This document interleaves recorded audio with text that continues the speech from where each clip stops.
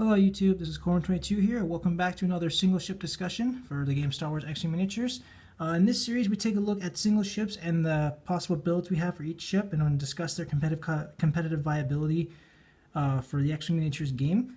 Today we'll be featuring a favorite of mine that I like to fly. The pilot, namely Keyan Farlander, but the ship being the B-Wing. The ship was developed by Slane and Corporal and designed by Admiral Akbar of the Rebel Alliance. It was designed to replace the aging Y-Wing as a heavy assault fighter. It comes equipped with 3 laser cannons on each wingtip, a chin-mounted ion cannon or auto blaster turret or auto blaster cannon on the chin, and 2 proton torpedo launchers located along the main body of the ship. Despite its very thin appearance, it is also able to take quite a lot of hits, even more so than the Y-Wing was able to, and was also quite agile. I mean, despite what the stats say about the ship, it could turn on a dime. Like it was pretty useful for if it needed to get out of a dogfight, it could. Unlike with the Y-Wing, it also featured a unique gyro stabilization cockpit system, meaning that while the ship was rotating or turning, the cockpit would remain stationary as the ship rotated around it. Which would it was an interesting design, but it also would confuse the newer pilots as well. And during the early models when this was made, the gyro stabilization would lock up as well, which would kind of throw the pilot off and, could potentially lead them to very disastrous situations. But ace pilots like Nara Dantels of Dagger Squadron, Ten Nub of Blue Squadron, as well as Keyan himself here, was able to, get around that and make the B-Wing one of the most deadliest ships the Rebel Alliance had to offer. So let's start with looking at the pilot of the ship. Keyan Farlander, coming in at a pilot skill of 7, he flies the Slane and Corporal B-Wing E1 Heavy Assault Fighter. He comes equipped with the standard stats: attack value 3, agility value 1, hull value 3, shield value 5. He can perform the focus, target lock, and barrel roll actions. Costs 29 points, so it costs roughly the same as Wedge Antilles. And in his upgrade pool, he can take an elite pilot skill, a system, a cannon, and 2 warheads. His pilot ability states, when attacking, you may remove 1 stress token to change all of your focus results to hit results. That right there is the reason why I love fielding this ship. Normally, I'm more for interceptor ships like the A-Wings and the TIE Interceptors, but this guy I can make an exception for because he takes stress and turns it into an advantage. Basically, you can perform a red maneuver or push the limit or whatever, stress yourself out, and you can treat that stress as if you were taking a focus action. Of course, the downside being if you're on it can only work if you're on the offensive. But other than that, it's if you field this card right with the right amount of upgrades, you could turn Keyan into an extremely dangerous ship, both at close and long range. So we'll go into the upgrades I've chosen for this build, starting with his modification, which is the B-Wing E2. It is a B-Wing only modification, costs 1 point, and it states your upgrade bar gains the crew upgrade icon. So as I mentioned, there were 2 variants of the B-Wing line. There was the B-Wing E1, which is the single-seater, and then there was the B-Wing E2, which is the 2-seater. One acted as a pilot, and the other acted as a co-pilot and a gunner for the secondary weapons, like, say, the torpedoes or the ion cannon on the bottom of the cockpit. I find this is necessary because one problem the B-Wing has on the on its maneuver dials is that while it may have more green maneuvers than the Y-Wing, it also has a fair share of red maneuvers as well. It's straight ahead 4s, its sharp 1s, and its soft 3s are all red maneuvers. So that means if you're not careful, it's very easy to stress the ship out and put the ship in some very dangerous situations. To help fix that, the co-pilot I've chosen is Keyan Nub, who was Lando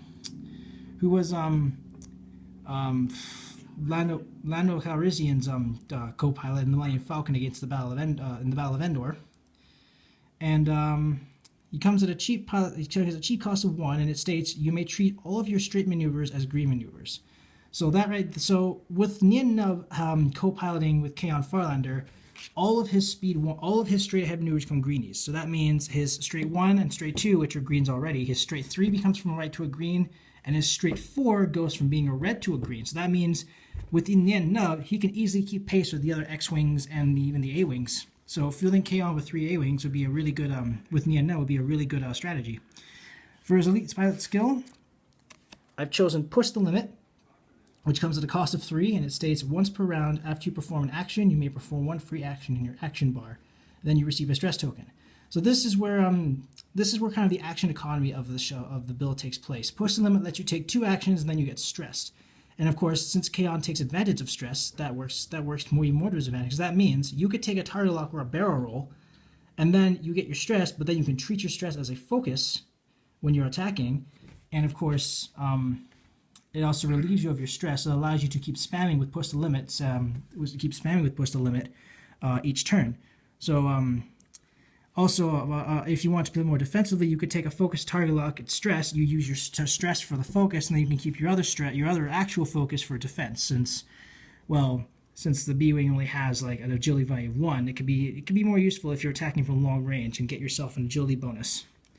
But in order to help with his low defense, for his system, I've chosen to put on a sensor jammer, which comes at a cost of 4. It states, when defending, you may change one of the attacker's hit results to a focus result.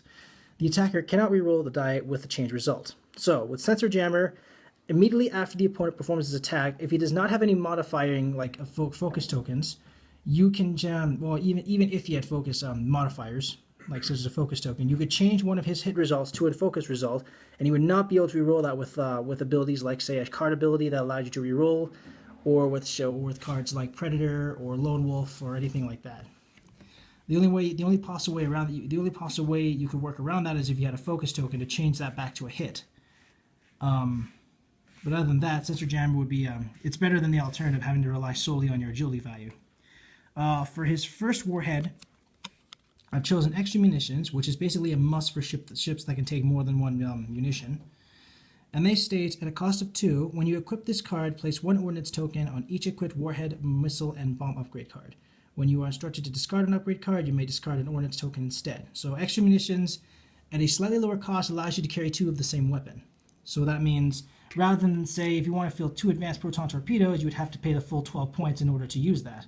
But with extra munitions, it cuts the cost by 4. So that means you now have 4 extra points to field, say, another upgrade, or use to fill or allocate into plus an additional amount of points to put towards, say, another ship, like, say, a Z-95 or an A-Wing or any other ship. And then finally, for his actual warhead, I have gone with an advanced proton torpedo, which has an attack value 5 and can be used at range 1. They come at a cost of 6, and they state, spend your target lock and discard this card to perform this attack. You may change up to 3 of your blank results to focus results. So this is the magic. This is where the magic comes into play here. Keyan's ability lets him take stress and turns him into focus when he's attacking. Push the limit lets him take 2 actions in 1 turn, and then he gets stress. So that means you take your focus, target lock, or barrel roll, or whatever, get your stress. If you're at range 1, of course, Nia Nub helps you get in close quickly without having to worry about stress, thanks to turning all of your straights into greens. Advanced proton torpedoes, you spend your target with your advanced torpedoes. You roll your dice, you get 3 blanks. You can maybe say get 2 hits, or 1 hit, 1 focus, and 3 blanks. You change those blanks to focuses, spend your stress, turn those focuses to hits, which pretty much guarantees you a straight 5-hit result with the advanced proton torpedo. So with this build in mind, it pretty much guarantees a direct hit, and it guarantees that your target is going to suffer at least some damage. If you're lucky, you'll pretty much one-shot the guy with your advanced torpedoes. And of course, since extra munition allows you to carry 2 at a lower cost, it allows you to add for other ships to help Keyan support Keyan when he's focused on one target and he has other ships bearing down on him. And then of course with the help of Sensor Jammer, he can he has a better chance of evading enemy fire. So this is the strategy behind the build. It's a mix of action economy with an all-out assault build. As I said, Nia Nub lets you take straight maneuvers. Sensor Jammer, extra agility. Push limit takes 2 actions. Get stressed. Use the stress as a focus for your torpedoes, so on and so forth. So yeah, this is my discussion on Keyan Farlander. Let me know what you guys think in the comments below. Any constructive criticism is greatly appreciated. If you like, you may use this build for any competitive or casual play, or you could tweak it or revamp it to your own specifications. Thank you guys so much for watching. This is Corbin22 signing out.